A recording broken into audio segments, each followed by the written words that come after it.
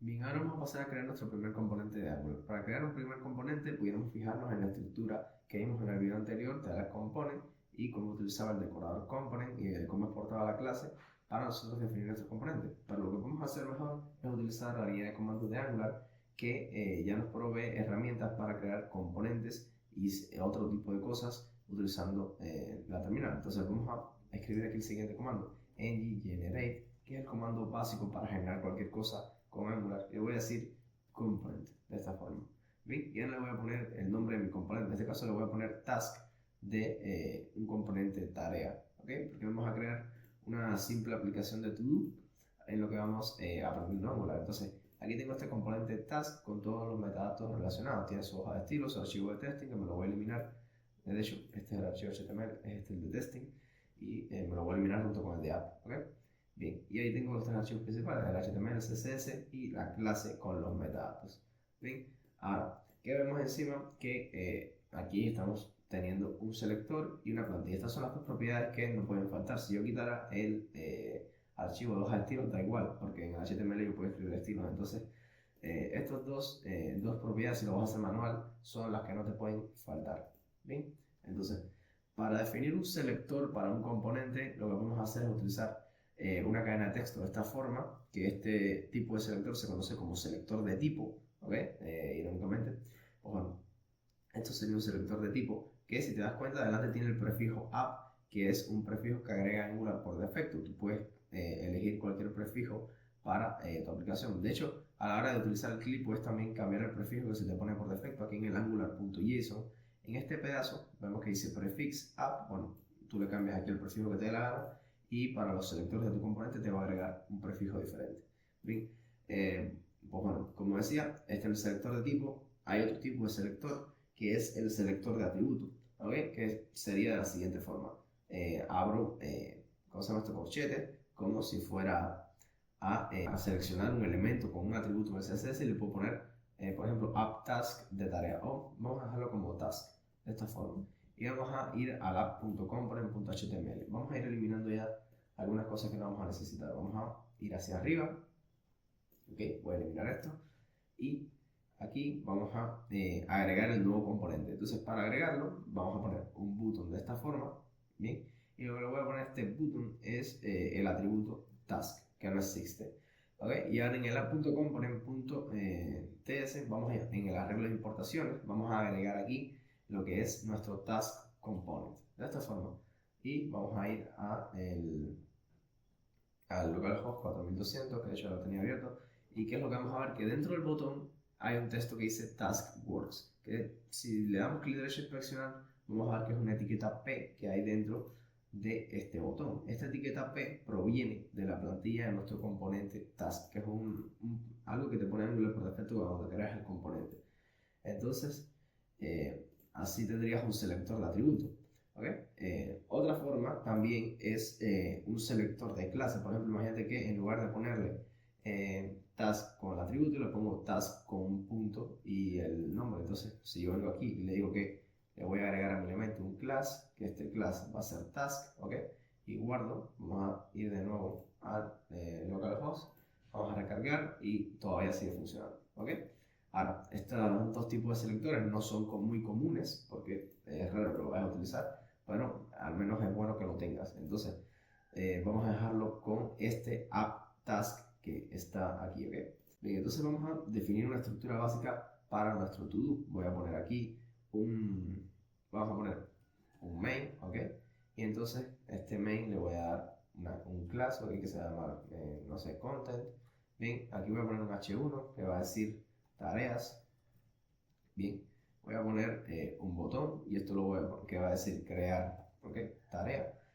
Y este h1 con el botón, esto vamos a ponerle un div, ¿ok?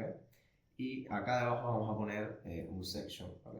Bien, este section, le vamos a poner un class, va a decir tasks, de esta forma. Y vamos a aceptar esto que está aquí, pero realmente lo que va dentro del tasks es nuestro componente app task, ¿ok? Que es la tarea. Entonces, vamos a también definir una interfaz básica para una tarea. Vamos a, por ejemplo, vamos aquí en el task, poner task.inspect, interface, ok, esto es propio de TypeScript, vamos a poner export interface, ok, vamos a poner task de esta forma y vamos a ver si Copilot me ayuda un poco.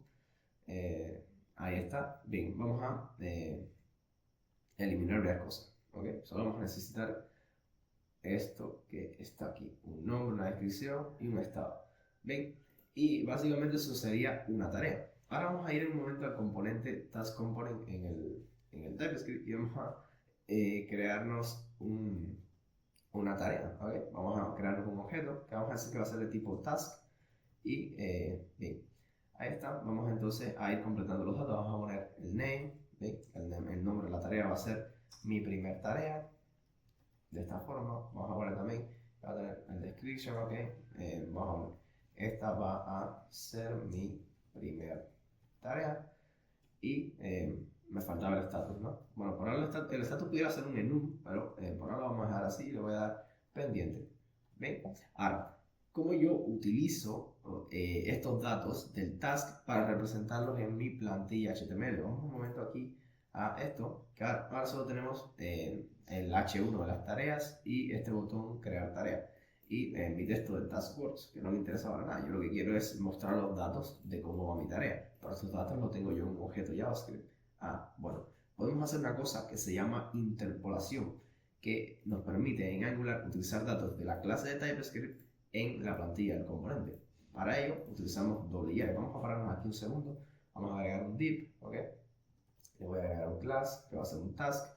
Y entonces lo que vamos a hacer aquí, por ejemplo, vamos a poner un H4, ¿ok? Y vamos a agregar doble llave, como yo decía. Y ahora le vamos a dar el nombre de la propiedad de la clase de nuestro componente a la que queremos acceder. En este caso sería la tarea, ¿ok? Y le decimos task.name, que es la propiedad que yo quiero exhibir aquí. Entonces, si yo vuelvo a el navegador, ahí tengo el nombre de mi primer tarea, ¿ok? Que era el nombre de la tarea.